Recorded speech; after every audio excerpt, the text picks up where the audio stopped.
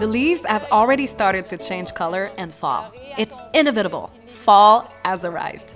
And it's time to close your pool. Whether you have an in-ground or built-in pool, the steps will be the same, and we'll do them together today.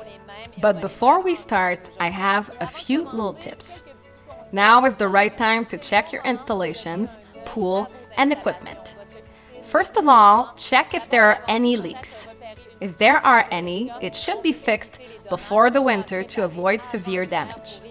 It's also interesting to check if any equipment is obsolete or will require repairs during the cold season. This way, you will avoid unpleasant surprises in the spring. Talking about spring, it's always easier to open the pool when we did the closing as late as possible and kept the water and the pool as clean as possible. We recommend that you collect the excess leaves that have fallen in the water now and maintain your water balanced to keep it clear and clean until the closing. It's also essential to keep your pool motor running until you close your pool. The reason is simple. It will allow the water to keep circulating in all the pipes and the equipment. One last piece of advice. Check with your insurer to ensure that your pool is listed among your insurable assets. This way, we'll have more peace of mind if anything happens during the winter. Ready? Let's start. If you have a sand filter, it is better to clean your filter during the closing process. However, if the temperatures have started to drop, as we'll let the cleaning product sit for 24 hours inside the filter, it would be better to do the cleaning in the spring to avoid any dangers of frost. If you have time in the days before the closing, or at least 24 hours before your pool closing, and the temperatures are still above zero, do the cleaning using Trevi Filter Cleaner. You'll pour it directly inside the skimmer. First, we'll turn off the pool motor and add the product. Then we'll turn it on again, but be careful because this will go fast. Through the clear lid, you'll see the pink product circulate. Turn on the motor and look. Once the pink product has disappeared, we'll turn off the pool motor. It means that the cleaning product is entirely inside the filter, and you can now let it sit for 24 hours on the filter sand to deep clean it. When it's all done, 24 hours after, you'll turn the handle in the backwash position. Turn on the pump again. Through the side glass, you'll see the pink product circulate again. When it has disappeared, the cleaning is over.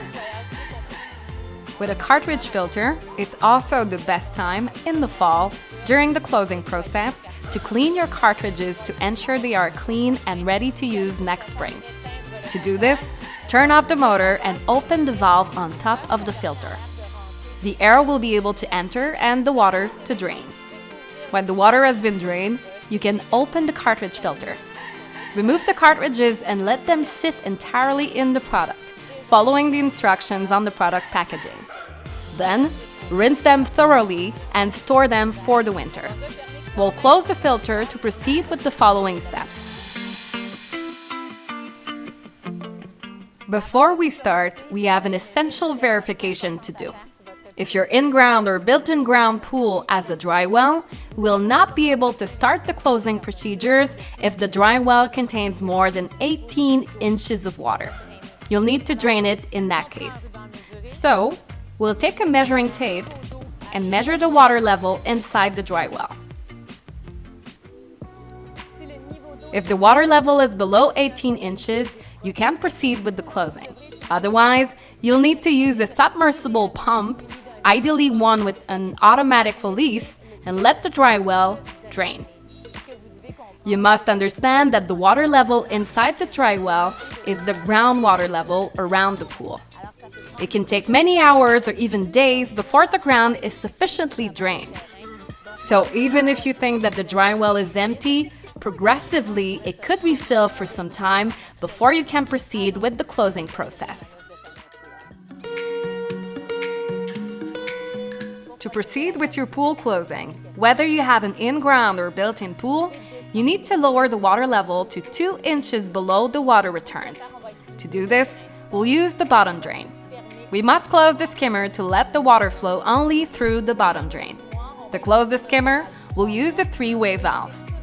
To avoid any air intake in the skimmer, leave a garden hose open at low flow. To close access to the skimmer, we'll point the closed position of the three-way valve towards the skimmer. We'll also close access to the filter by pointing the closed position towards the filter. Now that the access is only to the bottom drain, we can turn on the motor and let the water level drops to 2 inches below the water returns.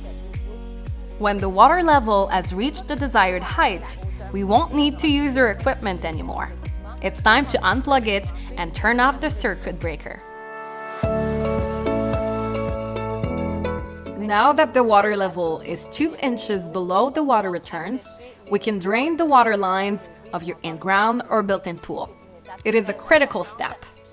We must drain each line separately. We'll proceed one by one. Of course, it will be the case for the water returns, but also if you have jets in your steps or different waterfalls. We will do everything from the skimmer. We'll ensure to put our filtration system in the correct position to do our manipulations at the skimmer. The air must therefore pass through the skimmer. We will leave it in the open position. We will close the bottom drain using the valve, leaving the skimmer open. As for a sand filter, you will turn the handle in the waste position. This way, it will avoid stirring the filtration glass that we previously thoroughly cleaned. The water will only pass through the head of the filter. So, in the waste position, we will turn on the motor and let the water drain through the backwash hose. To complete the steps of the blower with the sand filter, we will turn the handle in the recirculate position. It will allow us to avoid any resistance from the filtration glass to drain each water line thoroughly. As for the cartridge filter, as the air must pass through the water lines, we must open access to the filter. With the cartridge, we have a three-way valve to manipulate. So we will close access to the backwash, leaving the path to the filter open. We have some manipulations to do for our water returns to prepare them before beginning to blow. To drain the water return lines, we must remove the removable parts first. If you only have one water return, you will blow it and place your window plug. If you have 2 or more, we'll do them one by one. We will start with the furthest from the filtration system. Meanwhile, we'll install plugs on the other ones. In this case, this one is the closest. We'll remove the removable parts and place the plug. We can now go to the other one to drain it. It's time to drain the water lines. We'll need an industrial vacuum with a blower of at least 5.5 HP. As we have already said, we will do everything from the skimmer. First, we will clear some space by removing the basket and the door. It's also a good idea to use the basket to gather the removable parts that we have removed from the water returns, the blue key. This way, everything will be ready for next year. With our blower, we'll choose the nozzle that suits the opening of our skimmer. We want it to be as airtight as possible to get a better blow. When everything is in place, we can turn it on. Our water line is drained. We finished the first step. Now we can move on to the next one. We'll plug this one and get closer to our filtration system, one water line at a time to finish with the closest one. In this case, we'll go to the second water return and remove the plug. Before placing all the plugs for the winter, we'll ensure to add a good amount of antifreeze in each water return. We are done with our water returns. However, if your pool has different waterfalls or jets in the steps, you'll still have some steps to do. These water lines for the jets in the steps or waterfalls are associated with different valves. So you'll ensure to leave only the valve associated with the equipment you want to drain open. So if we start with the steps, we'll let the valve of the jets in the steps open. We'll start with the furthest one from the filtration system, as we did for the water returns. So we remove the removable part. we can blow out the water line. When it is completed, we install the plug and go to the next one. As for the jets in the steps, we'll use expansion plugs. The right way to remove jets from the steps is to use a flathead screwdriver to lift the contour slightly. This way, you can grab the jets, lift the retractable part, and unscrew the jets from the steps. As for the waterfalls, if you have some, the method is the same, but this time we'll open the valve associated with the waterfalls.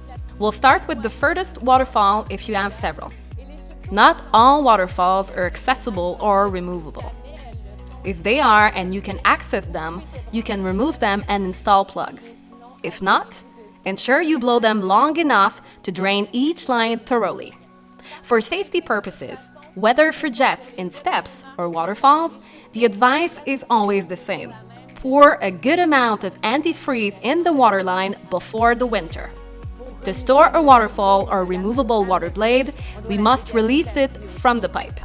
So we unscrew the twist-off union. You will insert an expansion plug inside the piping.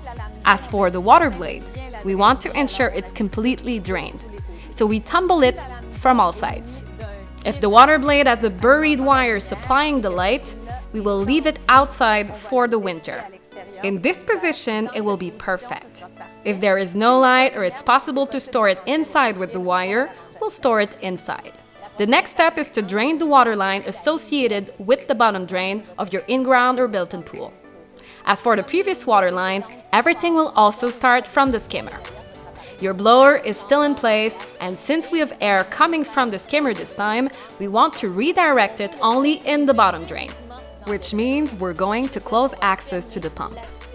To close access to the pump, we have to unscrew the handle a little bit, lift it, and point the closed position towards the pump. Now you will start your blower. We'll patiently wait for bubbles to come out of your bottom drain for several seconds, then let it run.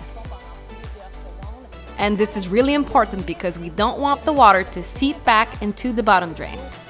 While the blower is still in place, we will close the bottom drain by turning the handle towards your water line. The last water line we'll drain is the backwash line, if you have a line installed permanently. So if it's the case with your blower in the skimmer, you'll ensure to open the water line associated with the backwash and let your blower run until the line is completely drained. For a sand filter, you'll do the same step, but in this case, your filter handle will be in the waste position. We are done blowing our water lines. We'll now prepare the skimmer for the winter by removing the blower. We'll pour half a gallon of antifreeze directly into the skimmer. We'll close the opening with the proper plug and install the foam blocks for the winter.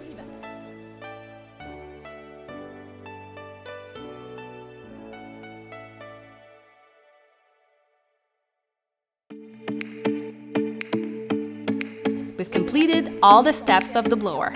Now we will winterize the rest of the equipment. To ensure we don't forget anything, we'll follow the path of the water. The first step is our pump. We'll remove the lid, the basket, and the drain plugs. It's also a good idea to use the basket to gather the drain plugs and the other accessories. For a built-in pool, the pump needs to be stored inside for the winter. We'll unplug it and drain it by removing the drain plugs.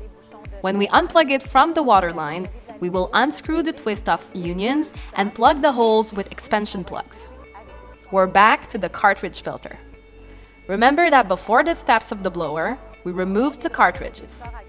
We need to clean them thoroughly, but we are not done with the filter yet. We need to prepare it for the winter. To do so, we will open the valve to let the air seep inside. It will help the water to drain. For the water to drain, we need to remove our drain plug. Once the water is drained, we will put the drain plug back in place. Then, we can close the valve and remove the manometer for the winter. To close your sand filter, you will turn the handle from the recirculation position in the winter position and remove the accessories, manometer, and sight glass. If your backwash hose is not permanent, store it and your clamping collar too. We'll remove the drain plug from the sand filter and store it inside for the winter. To close your heat pump, whether for an in-ground or built-in pool, we've already blown the piping, so there could still be a bit of residual water left in the unit. You will unscrew the locking ring of the piping. To let the water drain, you will tilt the unit forward.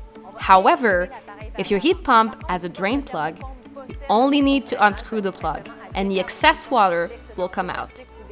Then, you'll put it back in place. Once we've checked that the water is completely drained, we'll tilt the unit backward and add some antifreeze. And we'll put the pipes back in place and screw the locking rings.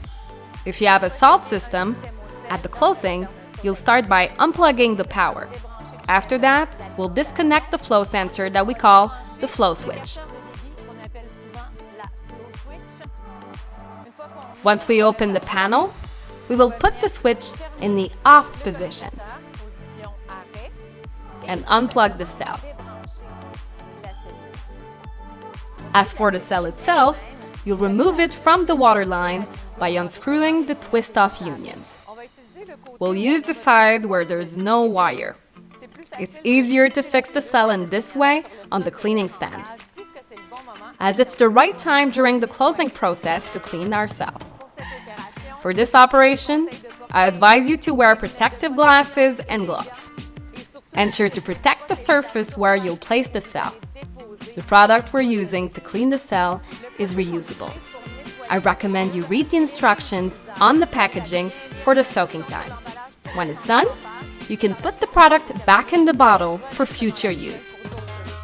Once everything is checked, either store your cell for the winter using the replacement hose on the water line or put the cell back in place. If you have an ozonator, we'll start by removing the plumbing from the water line. Tilt it on both sides to drain the excess water and disconnect the black nozzle to which the green wire is connected. We'll put the plumbing back in place on the water line for the winter. As for the control box, we'll unplug the power cord and the rest will stay in place for the winter. If you have a chlorinator, we'll unscrew the hoses connected to the plumbing. To completely drain the chlorinator, put the switch in the full position. It will allow the full opening and the water will be able to drain. At the pool opening, if there is still chlorine inside, we will dispose of it safely. Then, you'll ensure to drain and dry it well, then put the lid back in place. You can store it inside for the winter. If your pool has a light system, we will also prepare it for the winter. If it is a light that is built in the pool wall, you will unplug the end of the wire from the transformer. The light can stay inside the pool for the winter, but we will store the transformer inside.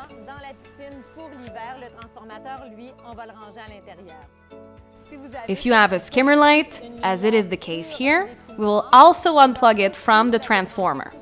The transformer must be stored inside for the winter.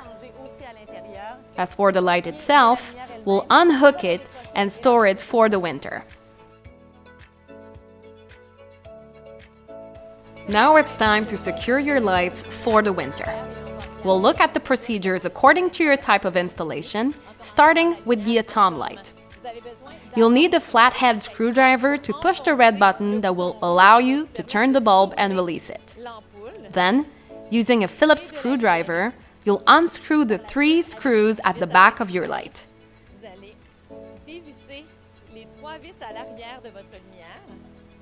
We are going to unscrew them but leave them in place. That will facilitate the next step. We remove the bulb and we replace it with a safety plug.